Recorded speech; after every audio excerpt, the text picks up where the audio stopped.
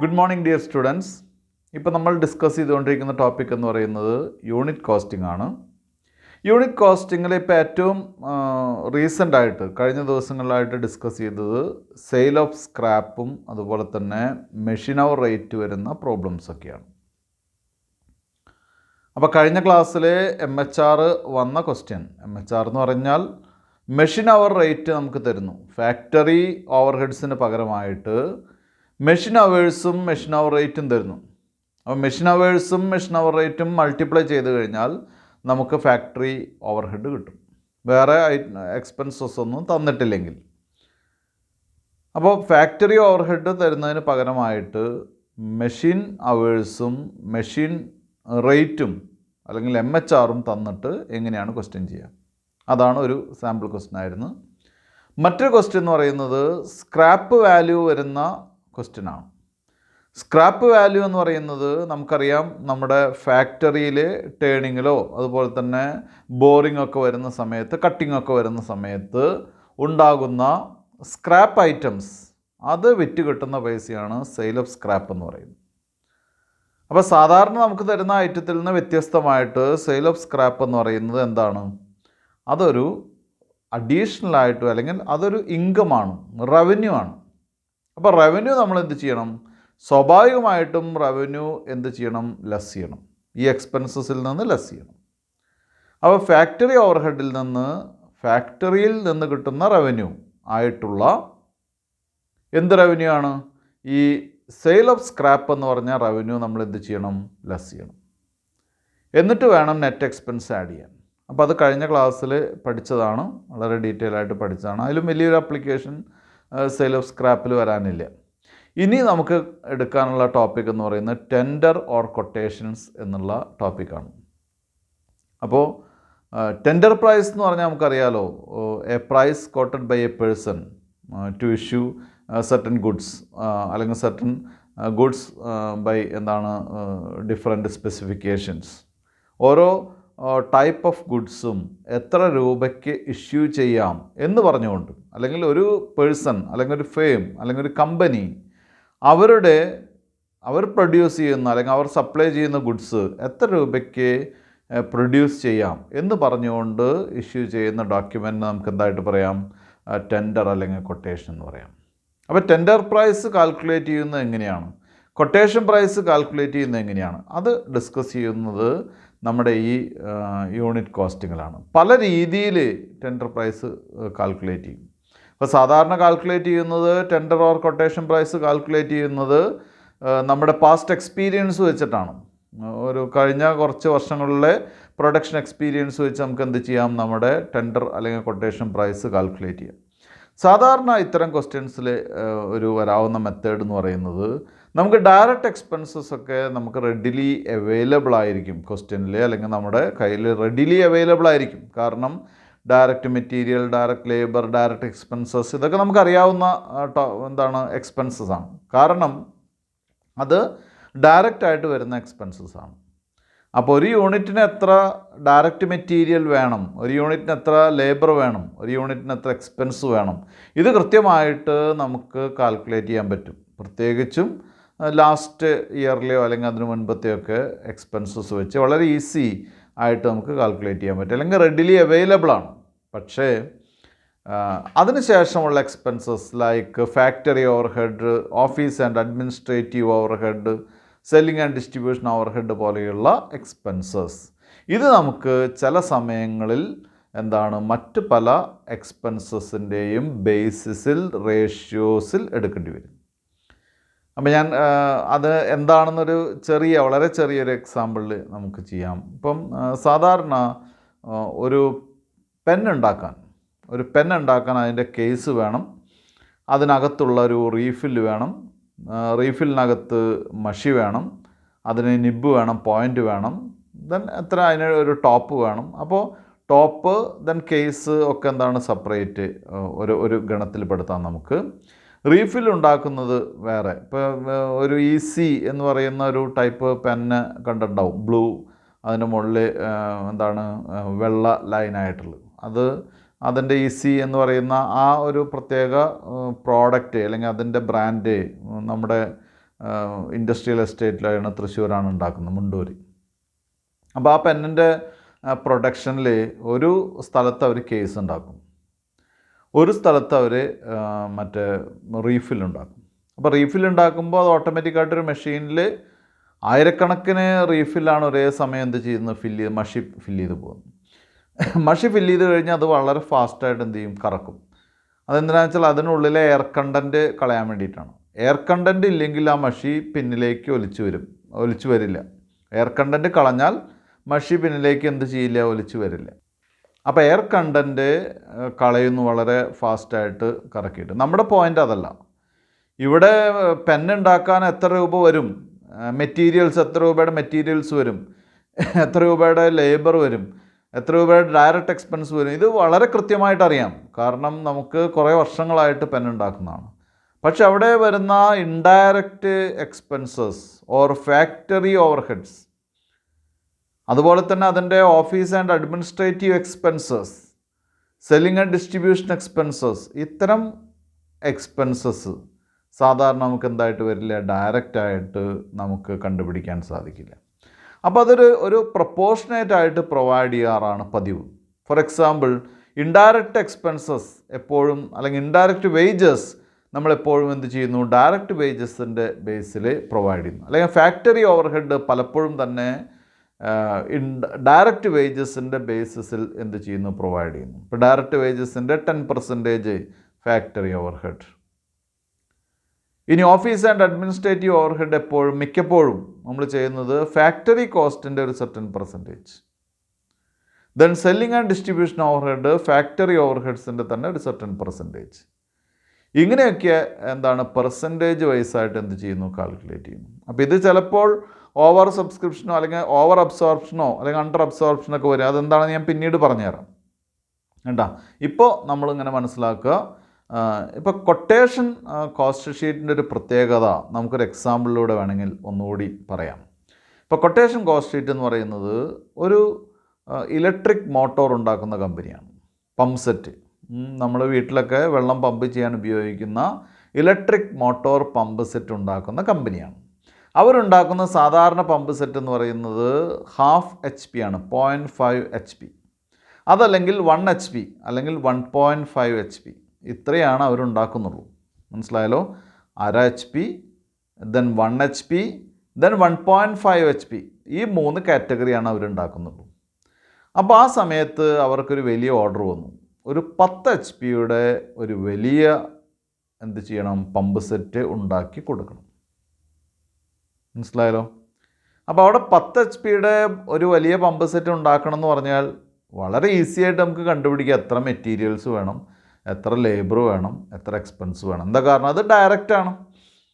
അത് ഇത്ര യൂണിറ്റിന് ഇത്ര രൂപ വരും എന്നുള്ളത് കൃത്യമായിട്ട് നമുക്ക് എന്ത് ചെയ്യാം, ഐഡൻറ്റിഫൈ ചെയ്യാം. പക്ഷെ മറ്റ് എക്സ്പെൻസസ് അത് നമുക്ക് പെട്ടെന്ന് അറിയില്ല. അപ്പോൾ എന്ത് ചെയ്യും, ബേസിക്കായിട്ട് പമ്പ് സെറ്റ് ഉണ്ടാക്കുന്നതിൻ്റെ കോസ്റ്റ് ഷീറ്റ് നമ്മൾ വരയ്ക്കണം. അതായത് 1/2 HP, 1 HP, 1.5 HP ഒക്കെ പമ്പ് സെറ്റ് ഉണ്ടാക്കുന്നില്ലേ, അതിൻ്റെ കോസ്റ്റ് ഷീറ്റ് വരച്ച് അതിൻ്റെ ബേസ് നോക്കുക. അവിടെ ഡയറക്റ്റ് വേജസിൻ്റെ എത്ര ശതമാനമാണ് ഫാക്ടറി ഓവർഹെഡ് വന്നിട്ടുള്ളത്, ആ കോസ്റ്റ് ഷീറ്റിൽ പ്രൈം കോസ്റ്റിൻ്റെ എത്ര ശതമാനമാണ്, അല്ലെങ്കിൽ ഫാക്ടറി കോസ്റ്റിൻ്റെ എത്ര ശതമാനമാണ് ഓഫീസ് ആൻഡ് അഡ്മിനിസ്ട്രേറ്റീവ് ഓവർഹെഡ് വന്നിട്ടുള്ളത്, ആ പെർസെൻറ്റേജ് കാണുകയും അത് ഇവിടെ അപ്ലൈ ചെയ്യുകയും ചെയ്യും. പെർസെൻറ്റേജ് ബേസിക് കോസ്റ്റ് ഷീറ്റിൽ കാണുക, അപ്ലൈ ചെയ്യുന്ന ഇവിടെ പുതിയ നമ്മുടെ ഒരു പമ്പ് സെറ്റ് അല്ലെങ്കിൽ ഒരു യൂണിറ്റ് ഉണ്ടാക്കുന്ന, അല്ലെങ്കിൽ ഒരു 500 യൂണിറ്റ് ഉണ്ടാക്കുന്ന, അല്ലെങ്കിൽ ഒരു 50 യൂണിറ്റ് ഉണ്ടാക്കുന്ന, അല്ലെങ്കിൽ നമ്മുടെ കൊട്ടേഷൻ ചെയ്യുന്ന അതിൻ്റെ മുകളിൽ എന്ത് ചെയ്യുക, അപ്ലൈ ചെയ്യുക. ഞാനിപ്പോൾ ഇത് പറയുമ്പോഴും കുട്ടികൾക്ക് പൂർണ്ണമായിട്ട് മനസ്സിലാവില്ല, കാരണം നിങ്ങൾ ആദ്യമായിട്ട് കേൾക്കുകയാണല്ലോ, പെട്ടെന്ന് മനസ്സിലാവണമെന്നില്ല. അപ്പോൾ നമുക്കത് പ്രോബ്ലത്തിലേക്ക് പോവാം. പ്രോബ്ലം ചെയ്യുമ്പോൾ പെട്ടെന്ന് മനസ്സിലാക്കാൻ സാധിക്കും നമുക്ക്. അത് അധികം വലിയ ഒരു ബുദ്ധിമുട്ട് വരില്ല കേട്ടോ. അപ്പോൾ പ്രോബ്ലത്തിലേക്ക് പോയി കഴിഞ്ഞാൽ പെട്ടെന്ന് മനസ്സിലാവും. അപ്പോൾ എന്താണ് ടെൻഡർ ഓർ കൊട്ടേഷൻസ് എന്ന് ഒന്നുകൂടി പറഞ്ഞിട്ട് നമുക്ക് തുടങ്ങാം. Tender or quotation is an offer made by a person to supply certain goods at a specified price. അപ്പോൾ ഒരു പ്രത്യേക സ്പെസിഫിക് പ്രൈസിന് ഗുഡ്സ് സപ്ലൈ ചെയ്യാം എന്ന് പറഞ്ഞുകൊണ്ടുള്ള ഓഫറിനെയാണ് നമ്മൾ ടെൻഡർ ഓർ കൊട്ടേഷൻ എന്ന് പറയുന്നത്. Tender price is an estimated price. Tender price എന്ന് പറയുന്ന എസ്റ്റിമേറ്റഡ് പ്രൈസ് ആണ് which is determined in advance of പ്രൊഡക്ഷനെ മുൻപായിട്ട് ഡിറ്റർമിൻ ചെയ്യുന്ന പ്രൈസിനെയാണ് എന്തായിട്ട് പറയുന്നത്, ടെൻഡർ പ്രൈസ് എന്ന് പറയുന്നത്. Tender price is usually calculated on the basis of previous years cost information. കഴിഞ്ഞ വർഷത്തെ കോസ്റ്റ് ഇൻഫർമേഷൻസിനെ ബേസ് ചെയ്തിട്ടാണ് എന്ത് ചെയ്യുന്നത്, ടെൻഡർ പ്രൈസ് ഫിക്സ് ചെയ്യുന്നത്.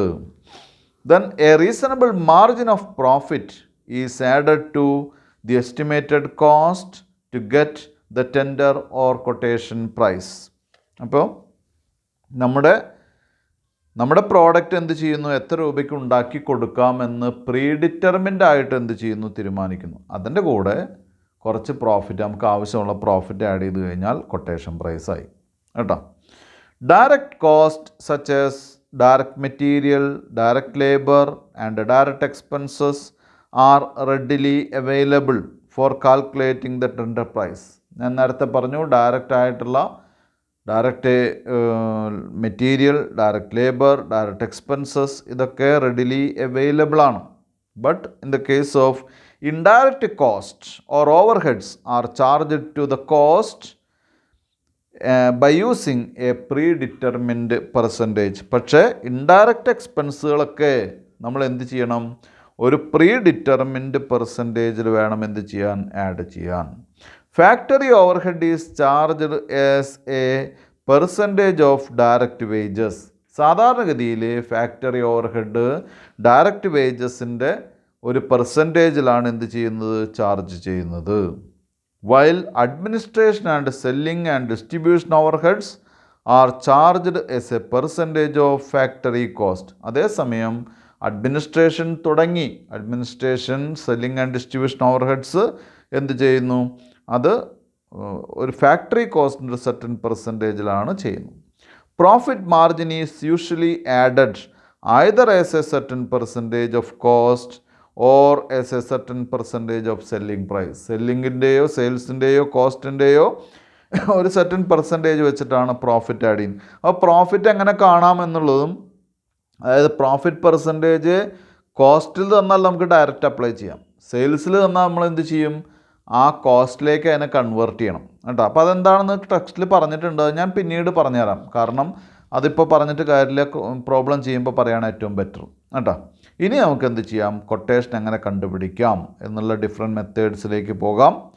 കാൽക്കുലേഷൻ ഓഫ് ടെൻഡർ പ്രൈസ്, അതിലൊന്നാമത്തെ point, calculation of tender price based on previous years cost per unit and percentage of profit. കഴിഞ്ഞ വർഷത്തെ എന്ത് ചെയ്യുക, കോസ്റ്റ് പെർ യൂണിറ്റ് എടുക്കുക. ഫോർ എക്സാമ്പിൾ, നമ്മൾ സാധാരണ 1000 യൂണിറ്റ് പ്രൊഡ്യൂസ് ചെയ്യുന്നു. നമ്മളുണ്ടാക്കുന്നത് 1000 യൂണിറ്റ് എന്താണ്, ഒരു കളിപ്പാട്ടമാണെന്ന് വിചാരിക്കാം. ഒരു കളിപ്പാട്ടം ഉണ്ടാക്കുന്ന കമ്പനിയാണ്, ഒരു ടോയ് കാർ ഉണ്ടാക്കുകയാണ്. ഇത് 1000 യൂണിറ്റാണ് നമ്മൾ ഉണ്ടാക്കുന്നത് അല്ലേ. നമുക്ക് അടുത്ത വർഷത്തേക്ക് ഒരു ഓർഡർ വന്നു, എന്താണ്, ഒരു 5000 യൂണിറ്റ് നമുക്ക് ഉണ്ടാക്കണം. അപ്പോൾ കൊട്ടേഷൻ എന്ത് ചെയ്യാം, കഴിഞ്ഞ കോസ്റ്റ് ഷീറ്റ് അല്ലെങ്കിൽ ആദ്യത്തെ കോസ്റ്റ് ഷീറ്റ് ഒരു യൂണിറ്റിന് എന്ത് കോസ്റ്റ് വരുന്നു അത് വെച്ചിട്ട് എന്ത് ചെയ്യാം, നമുക്ക് കൊട്ടേഷൻ ഉണ്ടാക്കാം. ദെൻ എന്ത് ചെയ്യുക, പെർസെൻറ്റേജ് ഓഫ് പ്രോഫിറ്റ്, നമ്മുടെ ബേസിക് ആയിട്ടുള്ള കോസ്റ്റ് ഷീറ്റിൻ്റെ പെർസെൻറ്റേജ് ഓഫ് പ്രോഫിറ്റ് വെച്ചിട്ട് തന്നെ അത് ചെയ്യാവുന്ന കാര്യമാണ്. അപ്പോൾ അതിൽ 2-3 ടൈപ്പ് ഉണ്ട്. അതിൽ ഒന്നാമത്തെ A point, when there is no change in past cost and past percentage of profit. അതായത് കഴിഞ്ഞ കൊല്ലത്തെ കോസ്റ്റിൽ ഒരു മാറ്റവും ഇല്ലാണ്ടിരിക്കുക, കഴിഞ്ഞ കൊല്ലത്തെ പ്രോഫിറ്റിനും ഒരു ചേഞ്ചും ഇല്ലെങ്കിൽ എന്ത് വരും, അതാണ് ക്വസ്റ്റ്യൻ, അതാണ് ടോപ്പിക് കേട്ടോ. ഇനി നമുക്കൊരു ക്വസ്റ്റ്യൻ ചെയ്ത് കഴിഞ്ഞാൽ അത് പെട്ടെന്ന് മനസ്സിലാവും. അപ്പോൾ ഞാനൊരു ക്വസ്റ്റ്യനിലേക്ക് പോവുകയാണ്. ക്വസ്റ്റ്യൻ എന്ന് പറയുന്നത് page number 291 illustration 11. Page number 291 illustration 11 ആണ് ക്വസ്റ്റ്യൻ എന്ന് പറയുന്നത്. The following particulars related to the manufacture of calculators for the month of September 2020. Stock of materials on 1st September 7,500. Stock of materials on 30th September 5,000. Purchase of materials 82,500, factory wages 70,000, indirect expenses 15,000, finished stock on 1st September nil, finished stock on 30th September 20,000, sales 1,68,000. ഇത്രയാണ് details. ഇനി താഴെ ഒരു paragraph പറഞ്ഞിരിക്കുന്നു. The number of calculators manufactured during the month was 2,000. ഈ മാസം നമ്മൾ calculate ചെയ്തിട്ടുള്ള calculators എന്ന് പറയുന്നത് 2000 And the price is to be quoted for 400 calculators in order to realize the same percentage of profit as was realized during September 2020. Prepare the statement of quotation. നമ്മൾ എന്ത് ചെയ്യണം? നേരത്തെ ചെയ്തത് അല്ലെങ്കിൽ നമുക്ക് ഇപ്പോൾ തന്നിട്ടുള്ള ഡീറ്റെയിൽസൊക്കെ 2000 യൂണിറ്റ് ഓഫ് കാൽക്കുലേറ്റേഴ്സ് പ്രൊഡ്യൂസ് ചെയ്യുമ്പോഴാണ് നമ്മൾ എന്ത് ചെയ്യണം? ഒരു 400 യൂണിറ്റിൻ്റെ കൊട്ടേഷൻ കൊടുക്കണം. അതല്ലെങ്കിൽ 2000 യൂണിറ്റിന് ഇപ്പോൾ ഒരു യൂണിറ്റിന് 85 രൂപയാണ്. ആ 85x400 ചെയ്താൽ മതിയില്ലേ എന്ന് കുട്ടികൾ ചോദിക്കും. പക്ഷെ അവിടെ ഒരുപാട് വ്യത്യാസം വരും. 2000 യൂണിറ്റ് ഉണ്ടാക്കുന്ന കോസ്റ്റ് 400 യൂണിറ്റിന് അതേപടി അപ്ലൈ ചെയ്യാൻ പറ്റില്ല. അപ്പം 2000 യൂണിറ്റിൻ്റെ ഡീറ്റെയിൽസാണ് നമുക്ക് തന്നിട്ടുള്ളത്. നമ്മളത് എന്ത് ചെയ്യണം? 2000 യൂണിറ്റിൻ്റെ കോസ്റ്റ് ഷീറ്റ് ആദ്യം വരയ്ക്കണം. അതിനെ ബേസ് കോസ്റ്റ് ഷീറ്റ് എന്ന് പറയും. എന്നിട്ട് എന്ത് ചെയ്യണം? കൊട്ടേഷൻ കോസ്റ്റ് ഷീറ്റ് എത്ര യൂണിറ്റിൻ്റെ വരയ്ക്കണം? 400 കാൽക്കുലേറ്ററിൻ്റെ നമ്മൾ വീണ്ടും വരയ്ക്കണം. അപ്പോൾ ചില അസംഷൻസും ചില കാര്യങ്ങളൊക്കെ വേണ്ടി വരും കേട്ടോ. അതൊക്കെ വെച്ചിട്ടാണ് നമുക്ക് വരയ്ക്കാൻ സാധിക്കുള്ളൂ. അപ്പോൾ നമുക്ക് ഇതിൻ്റെ സൊല്യൂഷനിലേക്ക് പോകാം. ഞാൻ ബോർഡിൽ കോസ്റ്റ് ഷീറ്റ് വരച്ചിട്ടുണ്ട്. കോസ്റ്റ് ഷീറ്റ് എന്ന് പറയുമ്പോൾ നമ്മൾ വായിച്ച ക്വസ്റ്റ്യനിൽ 2000 യൂണിറ്റിൻ്റെ കോസ്റ്റ് ഷീറ്റാണ്. അപ്പോൾ 2000 എന്നുള്ളത് ഞാനിവിടെ എഴുതിയിട്ടില്ല.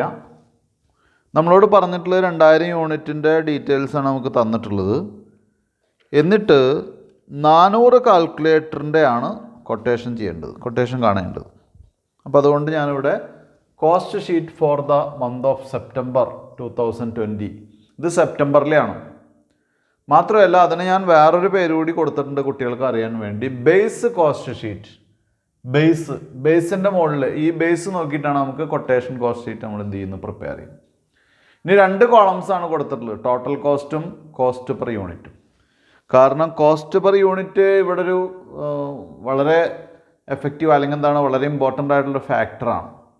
ആ കോസ്റ്റ് പെർ യൂണിറ്റിൻ്റെ ബേസിലാണ് നമ്മൾ എന്ത് ചെയ്യുന്നത്? അടുത്ത നമ്മുടെ എന്താണ് കൊട്ടേഷൻ കോസ്റ്റ് ഷീറ്റ് വരയ്ക്കുന്നത് കോസ്റ്റ് പെർ യൂണിറ്റിൻ്റെ ബേസിലാണല്ലോ. മാത്രമല്ല ഇതിൽ ഒന്നാമത്തെ പോയിന്റിൽ നമ്മളോട് പറഞ്ഞിട്ടുണ്ട് എന്തിലൊന്നും മാറ്റില്ല, റേറ്റിൽ മാറ്റില്ല, പ്രോഫിറ്റ് പെർസെൻറ്റേജിൽ മാറ്റില്ല, ഒക്കെ കഴിഞ്ഞ കൊല്ലത്ത് അതേ അല്ലെങ്കിൽ കഴിഞ്ഞ കോസ്റ്റ് ഷീറ്റിൽ അതേ റേറ്റാണ്. അപ്പോൾ നമുക്ക് തന്നിട്ടുള്ള ഇൻഫർമേഷൻ വെച്ചിട്ട് ആദ്യത്തെ കോസ്റ്റ് ഷീറ്റ് വരയ്ക്കാം. അപ്പോൾ അതിനെ സാധാരണ പോലെ തന്നെ ഇതിലും ഈ തുടക്കത്തിലൊന്നും മാറ്റില്ല, സാധാരണ പോലെ തന്നെ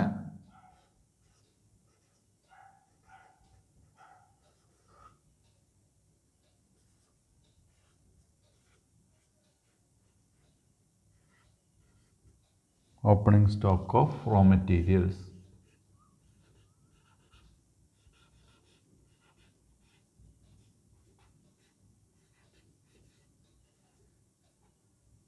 opening stock of raw materials 7,500 ആണ്.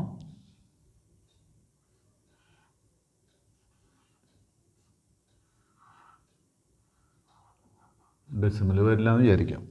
500. Add purchases.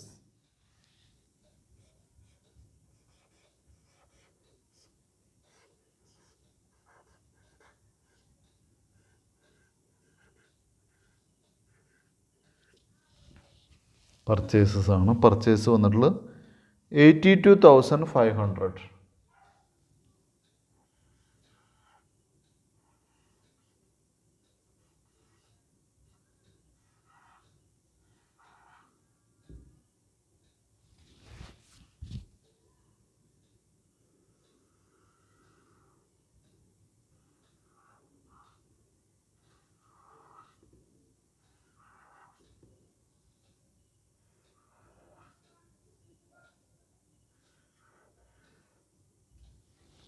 90,000.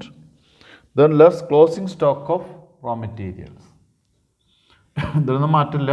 Base cost sheet കുറച്ചുകൂടി എന്താണ് സാധാരണ നമ്മുടെ കോസ്റ്റ് ഷീറ്റ് പോലെയാണ്. ലെസ്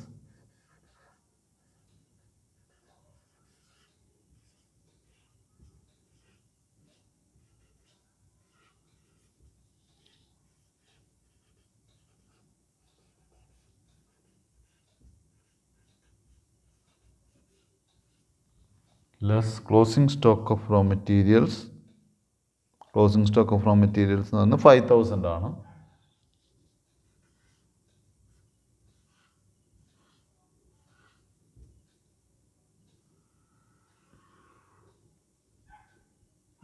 എഴുതാൻ പറ്റില്ല.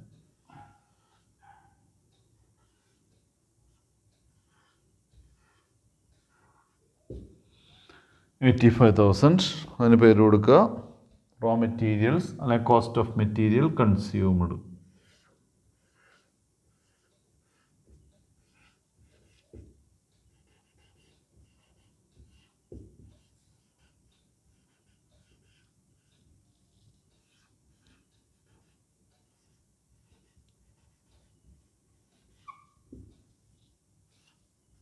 ഇനി ഇവിടെ എന്ത് ചെയ്യണം? റോ മെറ്റീരിയൽസ് കൺസ്യൂംഡ് മുതൽ നമുക്ക് പെർ യൂണിറ്റ് റേറ്റ് എഴുതി തുടങ്ങാം കേട്ടോ. അപ്പോൾ എന്ത് ചെയ്യണം? 2000 യൂണിറ്റിൻ്റെ ആണിത്. ഈ കോസ്റ്റ് ഷീറ്റ് പ്രിപ്പയർ ചെയ്യുന്ന 2000 യൂണിറ്റാണ് ടോട്ടൽ നമ്പർ ഓഫ് പ്രൊഡക്ഷൻ. അപ്പോൾ റോ മെറ്റീരിയൽസിൻ്റെ ചാർജിനെ, കോസ്റ്റ് ഓഫ് മെറ്റീരിയൽസിനെ 2000 കൊണ്ട് ഡിവൈഡ് ചെയ്താൽ പെർ യൂണിറ്റ് കോസ്റ്റ് നമുക്ക് കിട്ടും. അപ്പോൾ 85,000 ഡിവൈഡ് ബൈ 2000 ദാറ്റ് ഈസ് 42.50, 42.5 രൂപ.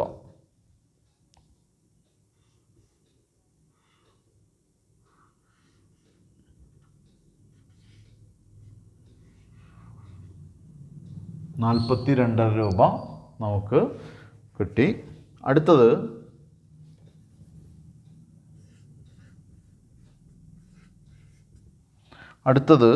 കോസ്റ്റ് ഓഫ് മെറ്റീരിയൽ കഴിഞ്ഞാൽ സ്വാഭാവികമായിട്ടും നമുക്കറിയാം മെറ്റീരിയൽസ് കഴിഞ്ഞാൽ അടുത്തത് വേജസ് ആണ്. വേജസ് എന്താണ് പറഞ്ഞിട്ടുള്ളത് നോക്കുക. നമുക്കിവിടെ ഫാക്ടറി വേജസ് എന്നാണ് പറഞ്ഞിട്ടുള്ളത്. Then it is assumed to be എന്താണ്?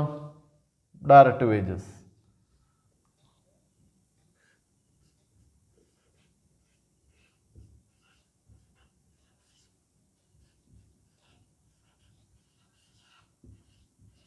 എവിടെയായാലും പ്രൊഡക്ഷന് ഡയറക്റ്റായിട്ട് പ്രൊഡക്ഷനിൽ ഇൻവോൾവ് ചെയ്യുന്ന ആളുകൾക്ക് കൊടുക്കുന്ന വേജസ് അത് ഫാക്ടറിയിലായിരിക്കുമല്ലോ. സാധാരണ അങ്ങനെയാണല്ലോ, പ്രൊഡക്ഷൻ നടക്കുന്ന ഫാക്ടറിയിലാണ്. അപ്പോൾ ഡയറക്റ്റായിട്ട് ഒരു പ്രൊഡക്ഷനിൽ എൻഗേജ്ഡ് ആയിട്ടുള്ള ആളുകൾക്ക് കൊടുക്കുന്ന വേജസ് ആണ് ഡയറക്റ്റ് വേജസ്. അപ്പോൾ ഇതിനെ നമുക്ക് ഫാക്ടറി വേജസ് 70,000 ആണ്.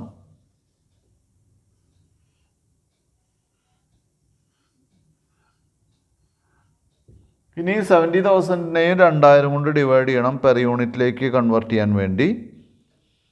അപ്പോൾ 70,000 ഡിവൈഡ് ബൈ 2000 35 റുപ്പീസ്.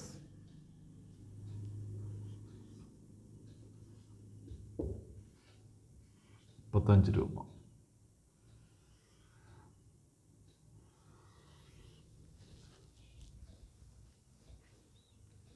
താഴത്തേക്ക് കൂട്ടിയിടുക.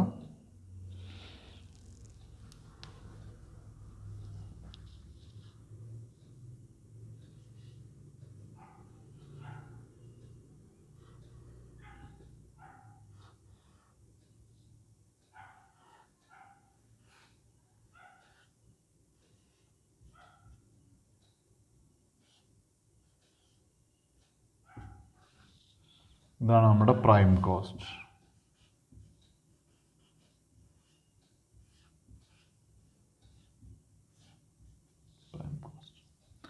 പ്രൈം കോസ്റ്റ് കിട്ടിക്കഴിഞ്ഞാൽ അടുത്തത് എന്ത് ചെയ്യുക?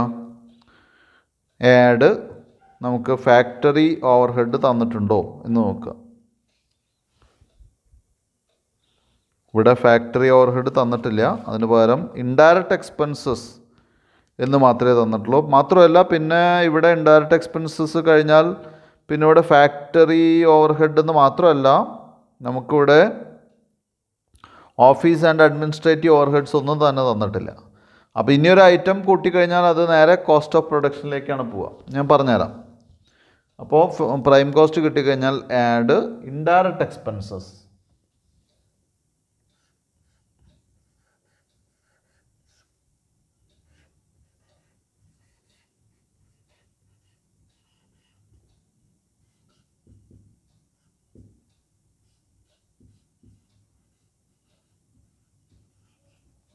Indirect expenses 15,000.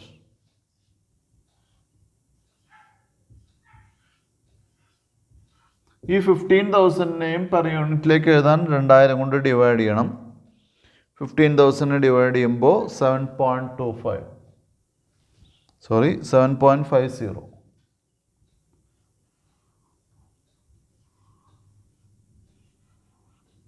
രൂപയാണ്.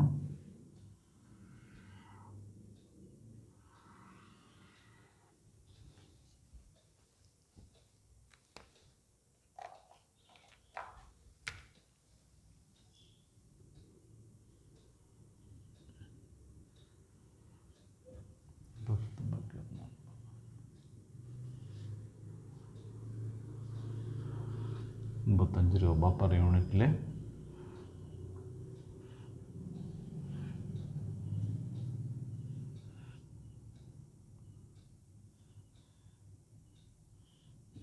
അപ്പോൾ 1,70,000 85 രൂപയാണ് കിട്ടുക.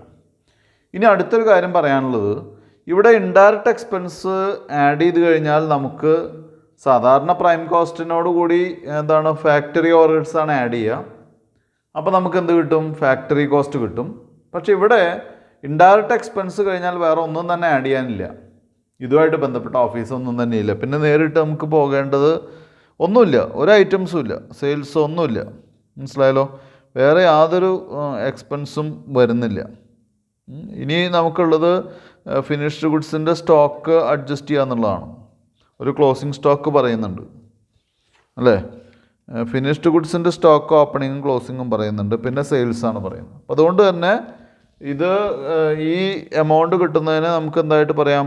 കോസ്റ്റ് ഓഫ് പ്രൊഡക്ഷൻ എന്ന് വേണമെങ്കിൽ പറയാം, അല്ലെങ്കിൽ ഇതാണ് കോസ്റ്റ് ഓഫ് പ്രൊഡക്ഷൻ വേണമെങ്കിൽ പറയാമെന്ന് മാത്രമല്ല, ഇങ്ങനെ മാത്രമാണ് നമുക്ക് പറയാൻ പറ്റുള്ളൂ. ഇതിൻ്റെ പേര് കോസ്റ്റ് ഓഫ് പ്രൊഡക്ഷൻ എന്നാണ്. കാരണം ഫാക്ടറി കോസ്റ്റ് ഇതിൽ കാണാനുള്ള മറ്റ് ഡീറ്റെയിൽസ് തന്നിട്ടില്ല. അപ്പോൾ ഇത് അപ്ഗ്രേഡ് ചെയ്ത് കോസ്റ്റ് ഓഫ് പ്രൊഡക്ഷനായി. ടോട്ടൽ കോസ്റ്റ് എന്ന് പറയാം, പക്ഷേ വേറെ എക്സ്പെൻസ് ഒന്നും ഇല്ലാത്ത കാരണമുണ്ട്. പക്ഷേ എന്ത് അഡ്ജസ്റ്റ് ചെയ്തിട്ടില്ല? നമ്മുടെ ഓപ്പണിംഗ് സ്റ്റോക്കും ക്ലോസിംഗ് സ്റ്റോക്കും അഡ്ജസ്റ്റ് ചെയ്തിട്ടില്ല. അപ്പോൾ അഡ്ജസ്റ്റ് ചെയ്താൽ മാത്രമേ കോസ്റ്റ് ഓഫ് സെയിൽസിലേക്ക് നമുക്ക് എത്താൻ പറ്റുള്ളൂ. അപ്പോൾ ഇനി എന്ത് ചെയ്യാം? കോസ്റ്റ് ഓഫ് പ്രൊഡക്ഷൻ എന്ന് പറയുന്നത് പ്രൊഡക്ഷൻ കഴിഞ്ഞ സ്റ്റേജാണ്. അപ്പോൾ പ്രൊഡക്ഷൻ കഴിഞ്ഞ സ്റ്റേജിൽ നമ്മൾ ചെയ്യേണ്ടത് ആദ്യം തന്നെ ഫിനിഷ്ഡ് ഗുഡ്സിൻ്റെ സ്റ്റോക്ക് ഉണ്ടോ എന്ന് നോക്കുക. ഫിനിഷ്ഡ് ഗുഡ്സിൻ്റെ സ്റ്റോക്ക് ഉണ്ട് അല്ലേ? ഓപ്പണിംഗ് സ്റ്റോക്ക് ഉണ്ടോ എന്ന് നോക്കുക. ഫിനിഷ്ഡ് ഗുഡ്സിൻ്റെ 1 സെപ്റ്റംബറും 30 സെപ്റ്റംബറും രണ്ടും ഉണ്ട് നമുക്ക്. 1 സെപ്റ്റംബറിലെ സ്റ്റോക്ക് എന്ന് പറയുന്നത് നില്ലാണ് കേട്ടോ, അത് നില്ലാണ്. 30 സെപ്റ്റംബറിലെ സ്റ്റോക്ക് മാത്രമേ ഉള്ളൂ. അപ്പോൾ ഇവിടെ ആഡ് നില്ലെന്ന് പറഞ്ഞിട്ട് കാണിക്കേണ്ട കാര്യമില്ല. ആഡ് നില്ലെന്ന് പറഞ്ഞ് കാണിക്കേണ്ട കാര്യമില്ല. അപ്പോൾ എന്ത് ചെയ്യാം? ഇവിടെ നമുക്ക് ചെയ്യാൻ പറ്റുന്നൊരു കാര്യം എന്ന് പറയുന്നത്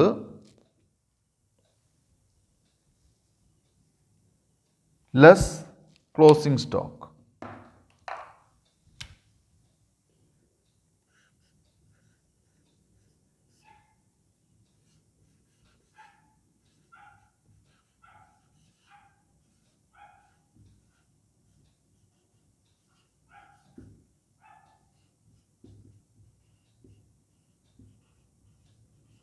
closing stock of finished goods. Closing stock of finished goods എത്രയാണ്? 20,000.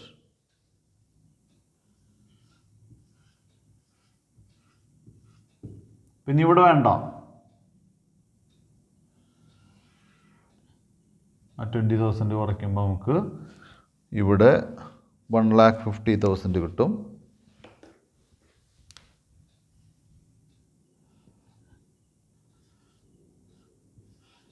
ഇവിടെ ഓപ്പണിംഗ് സ്റ്റോക്ക് ഉണ്ടെങ്കിൽ ആഡ് ചെയ്തിട്ട് വേണം ചെയ്യാൻ കേട്ടോ. ഇതിനെയാണ് നമുക്ക് എന്തായിട്ട് പറയാൻ പറ്റുക?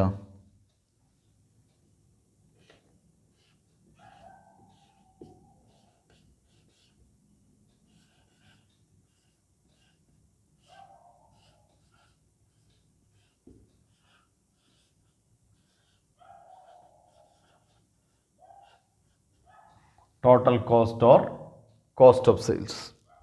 ഇനി എന്ത് ചെയ്യാം നമുക്ക്? ഇനി പ്രോഫിറ്റ് കാണാനുള്ള ഇക്വേഷൻ ആണോ അല്ലെങ്കിൽ പ്രോഫിറ്റിൻ്റെ പെർസെൻറ്റേജ് ആണോ സെയിൽസ് ആണോ തന്നിട്ടുള്ളത് നോക്കുക.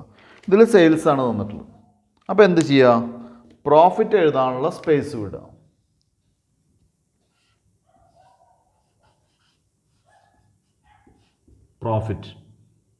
പ്രോഫിറ്റ് എഴുതാനുള്ള സ്പേസ് വിടുക. ക്ലോസ് ചെയ്യുക. then എന്ത് ചെയ്യുക? അത് ബാലൻസ് ചെയ്യുക. എമൗണ്ട് ഏത്? സെയിൽസ് 1,68,000 ആണ്.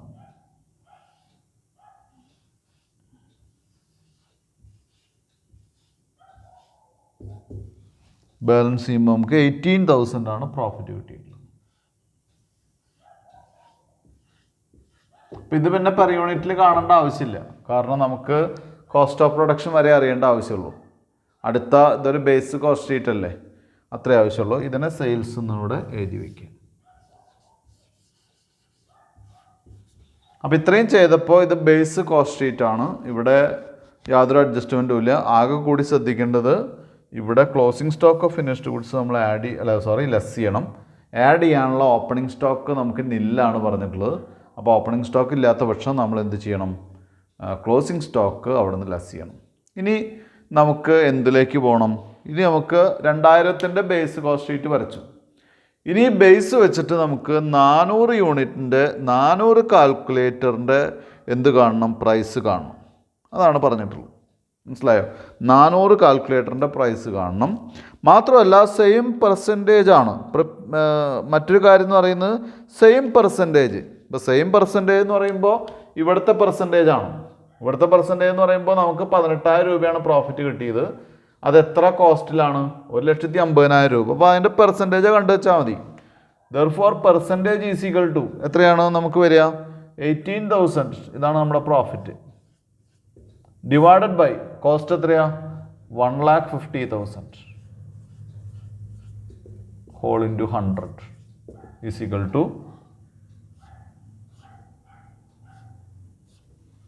അല്ലേ 12%. 12%.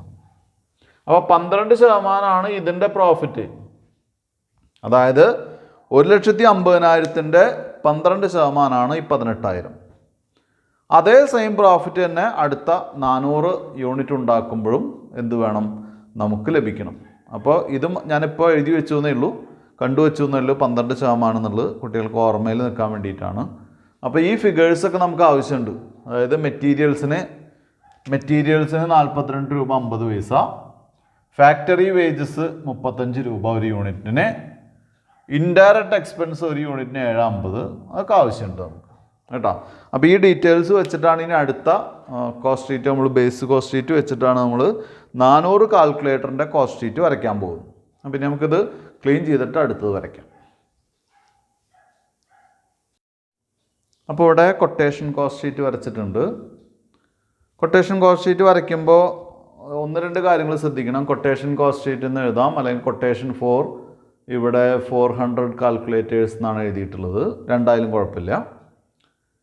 പിന്നെ ഒരു വ്യത്യാസം വന്നിട്ടുള്ള, നേരത്തെ പെർ യൂണിറ്റ് കോളം അപ്പുറത്തായിരുന്നു, ഇവിടെ പെർ യൂണിറ്റ് കോളം ആദ്യമാണ്. കാരണം പെർ യൂണിറ്റ് റേറ്റ് വെച്ചിട്ടാണ് നമ്മൾ എന്ത് ചെയ്യുന്നത്? കാൽക്കുലേറ്റ് ചെയ്യുന്നത്. അത്രയേ ഉള്ളൂ, വേറെ വ്യത്യാസങ്ങളൊന്നുമില്ല. അപ്പോൾ ഇവിടെ ചെയ്യുന്നത് നേരത്തെ എത്ര യൂണിറ്റാണ്? 2020 നമ്മൾ 2000 യൂണിറ്റ് സെപ്റ്റംബറിൽ 2000 യൂണിറ്റ് ഉണ്ടാക്കിയിരുന്ന ബേസ് കോസ്റ്റ് ഷീറ്റ് വെച്ച് എന്ത് ചെയ്യണം? 400 കാൽക്കുലേറ്ററിന് എത്ര കോസ്റ്റ് വരുമെന്ന് കാണണം. ഒരു വളരെ പ്രധാനപ്പെട്ട കാര്യമുള്ളത് എന്താണെന്ന് വെച്ചാൽ അതിൻ്റെ കോസ്റ്റിലൊന്നും ഒരു മാറ്റം ഉണ്ടാവില്ല. പ്രോഫിറ്റ് പെർസെൻറ്റേജിൽ മാറ്റില്ല, സെയിം ആണ്. മനസ്സിലായോ? കോസ്റ്റിൽ മാറ്റില്ല, പ്രോഫിറ്റിൽ മാറ്റില്ല. അപ്പോൾ എങ്ങനെ ചെയ്യുന്നുള്ളതാണ് നമുക്ക് ആദ്യം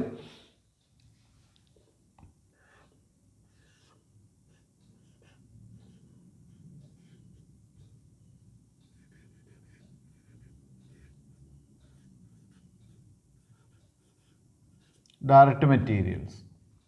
അപ്പോൾ ഡയറക്റ്റ് മെറ്റീരിയൽസിന് എത്ര രൂപ വരുമെന്ന് നോക്കിക്കഴിഞ്ഞാൽ അവിടെ ശ്രദ്ധിക്കേണ്ട കാര്യം, ഒരു യൂണിറ്റിന് ഇപ്പോൾ 2000 യൂണിറ്റ് ഉണ്ടാക്കിയാലും 10,000 യൂണിറ്റ് ഉണ്ടാക്കിയാലും 1000 യൂണിറ്റ് ഉണ്ടാക്കിയാലും വേരിയബിൾ കോസ്റ്റ് പെർ യൂണിറ്റ് മാറില്ല, അത് ഫിക്സഡ് ആണ്. ഞാൻ പറഞ്ഞത് കുട്ടികൾ ശ്രദ്ധിക്കുക. Variable cost per unit is fixed.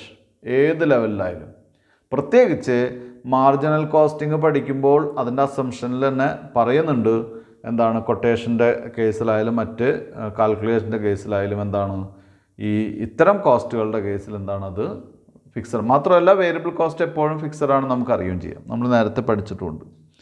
അപ്പോൾ നമുക്ക് മെറ്റീരിയൽസിൻ്റെ കോസ്റ്റ് അറിയാൻ വേറെ ഒരു മാർഗ്ഗമില്ല. അല്ലെങ്കിൽ എന്തുതന്നെയാണെങ്കിൽ ഒരു ഒറ്റ കാര്യം മാത്രമേ ഉള്ളൂ, ബേസ് കോസ്റ്റ് ഷീറ്റ് റെഫർ ചെയ്യുക എന്നുള്ളതാണ്.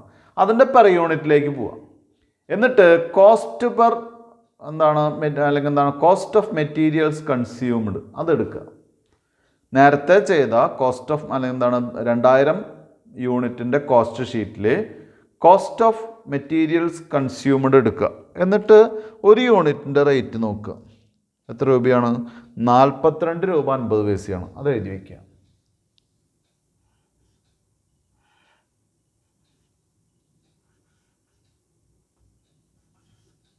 ₹42.50. ഇനി അടുത്ത കോളത്തിൽ എങ്ങനെ എഴുതുക? ടോട്ടൽ എങ്ങനെ എഴുതുക? ഒരു യൂണിറ്റിന് 42 രൂപ 50 പൈസ. അത് ഇൻറ്റു 400 ചെയ്താൽ നമുക്ക് ടോട്ടൽ എഴുതാം അല്ലേ? അത് ഇൻറ്റു 400 എത്രയാണ്? 17,000.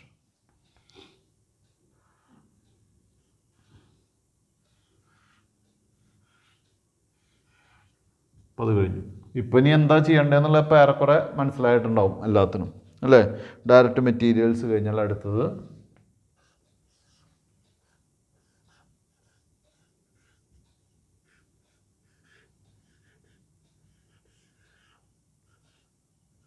Direct wages.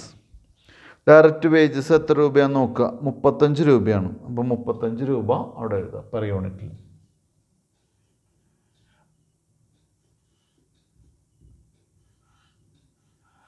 ഇനി എന്ത് ചെയ്യണം? ഒരു യൂണിറ്റിന് 35 രൂപയാണ്. Then 35 into 400. 35 ഇൻറ്റു 400 എന്ന് പറയുമ്പോൾ 14,000, 14,000.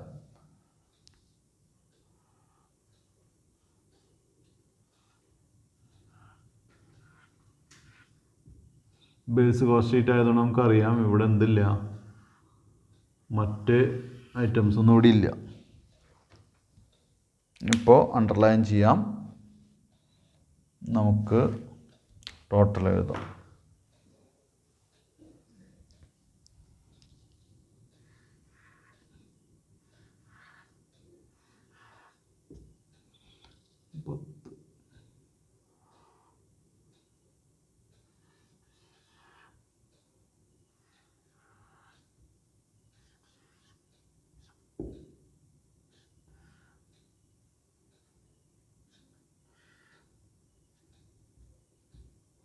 ₹77.50 31,000. ഇതാണ് നമ്മുടെ പ്രൈം കോസ്റ്റ്.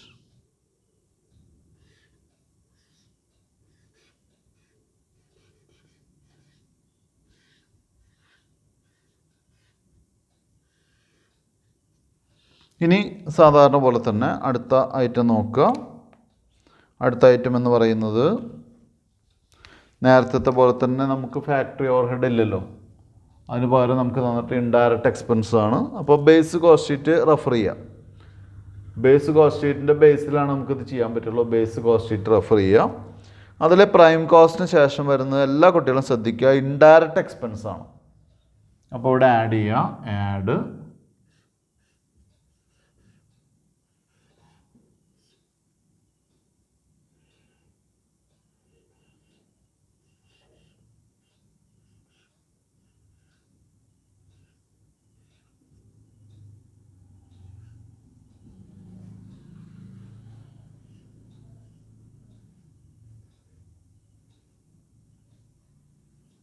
Indirect expenses. അവിടെയും ഇൻഡയറക്റ്റ് എക്സ്പെൻസസിൽ നമ്മൾ എന്ത് ചെയ്യണം?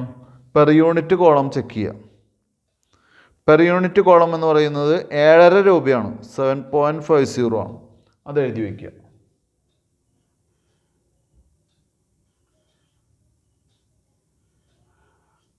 ഇനി എന്ത് ചെയ്യുക?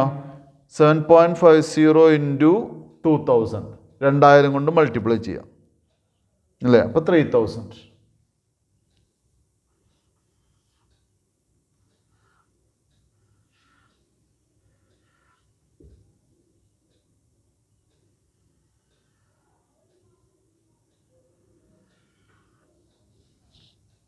ഇത്രയായി കഴിഞ്ഞാൽ നേരത്തെ പോലെ നമുക്ക് ഇൻഡയറക്റ്റ് എക്സ്പെൻസ് ആഡ് ചെയ്ത് കഴിഞ്ഞാൽ കിട്ടുന്നതാണ് കോസ്റ്റ് ഓഫ് പ്രൊഡക്ഷൻ.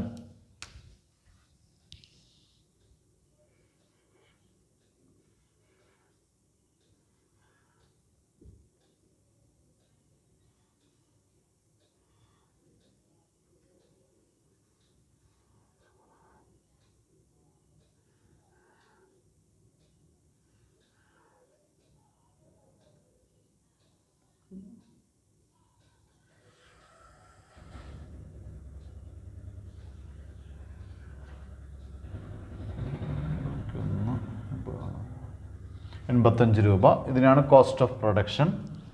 അപ്പോൾ അത് എഴുതി വയ്ക്കുക.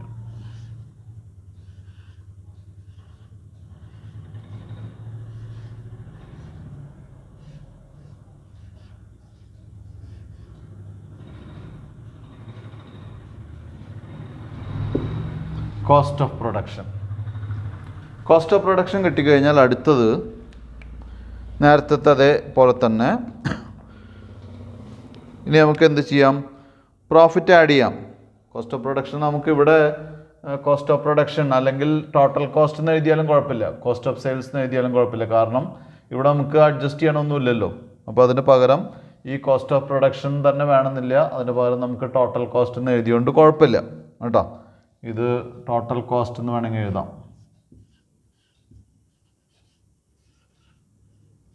ടോട്ടൽ കോസ്റ്റ് അല്ലെങ്കിൽ കോസ്റ്റ് ഓഫ് സെയിൽസ്. ഇനി എന്ത് ചെയ്യാം? ആഡ്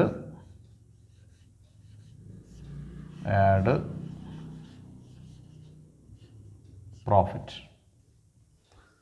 അപ്പോൾ പ്രോഫിറ്റ് ആഡ് ചെയ്യാൻ പറയുമ്പോൾ നമ്മളോട് പറഞ്ഞിട്ടുള്ള ഒറ്റ കാര്യമാണ് കഴിഞ്ഞ കോസ്റ്റ് ഷീറ്റിലെ സെയിം പ്രോഫിറ്റ്. അപ്പോൾ കഴിഞ്ഞ കോസ്റ്റ് ഷീറ്റിലെ സെയിം പ്രോഫിറ്റ് ഓൺ കോസ്റ്റ് അതാണ് പറഞ്ഞിട്ടുള്ളത്.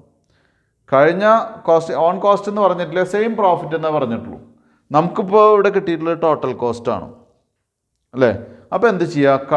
ഞാനിവിടെ താഴെ എഴുതി വെച്ചിട്ടുണ്ട്, കഴിഞ്ഞ കോസ്റ്റ് ഷീറ്റിലെ പ്രോഫിറ്റിൻ്റെ പെർസെൻറ്റേജ് എടുക്കുക. എത്രയാണ്? Percentage of profit on cost. കോസ്റ്റിൻ്റെ മുകളിൽ എത്രയാണ് പെർസെൻറ്റേജ്? കഴിഞ്ഞ കോസ്റ്റ് ഷീറ്റിൻ്റെ പ്രോഫിറ്റ് 18,000 അതിൻ്റെ കോസ്റ്റ് 1,50,000 ഇൻറ്റു 100 ചെയ്ത് കഴിഞ്ഞാൽ അതിൻ്റെ പെർസെൻറ്റേജ് ഓഫ് പ്രോഫിറ്റ് കിട്ടും. അപ്പോൾ profit divided by total cost into 100. അപ്പോൾ കഴിഞ്ഞ കോസ്റ്റ് ഷീറ്റിൽ എത്രയാണ്? 12%. അപ്പോൾ ഇവിടെയും എത്ര തന്നെയാണ്? 12% തന്നെയാണ്. എന്തിൻ്റെ 12%? കോസ്റ്റിൻ്റെ അല്ലേ. അപ്പോൾ ഇവിടെ എന്ത് ചെയ്യുക? നമുക്കിങ്ങനെ കാണാം. ഇവിടെ പെർസെൻറ്റേജ് മാത്രമാണ് കഴിഞ്ഞ കോസ്റ്റ് ഷീറ്റിൽ കാണുള്ളൂ. അത് അപ്ലൈ ചെയ്യുന്നത് ഇവിടുത്തെ കോസ്റ്റിലാണ് അല്ലേ. 34,000 ഇൻറ്റു 12/100.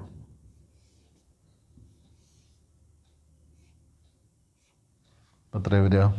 ടോട്ടല് 4,080.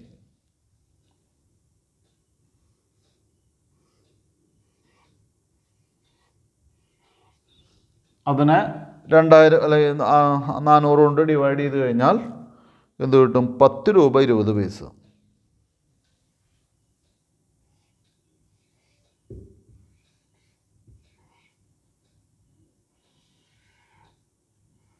ഇതാണ് പ്രോഫിറ്റ്. ഇനി പ്രോഫിറ്റ് ആഡ് ചെയ്ത് കഴിഞ്ഞാൽ നമുക്ക് കൊട്ടേഷൻ പ്രൈസ് കിട്ടും.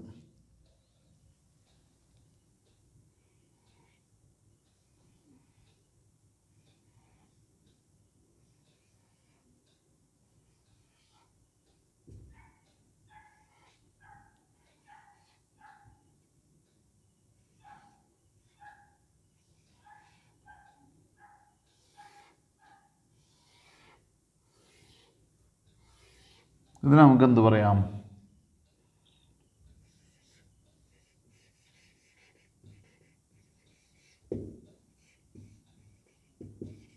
സെല്ലിംഗ് പ്രൈസ് ഓർ എന്താണ്?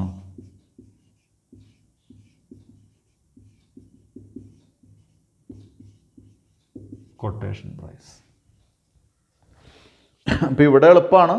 കാരണം ഇവിടെ നമ്മൾ ഓരോ ഐറ്റത്തിൻ്റെയും ഇൻഡിവിജ്വൽ റേറ്റ് എടുത്തു, പെർ യൂണിറ്റ് എടുത്തു, അതിൻ്റെ ഈ ടോട്ടൽ കൊണ്ട് എത്ര യൂണിറ്റ് വേണമെങ്കിൽ അതുകൊണ്ട് മൾട്ടിപ്ലൈ ചെയ്തു, അപ്പുറത്തേക്ക് എമൗണ്ട് എഴുതി. എളുപ്പമാണ് കേട്ടോ.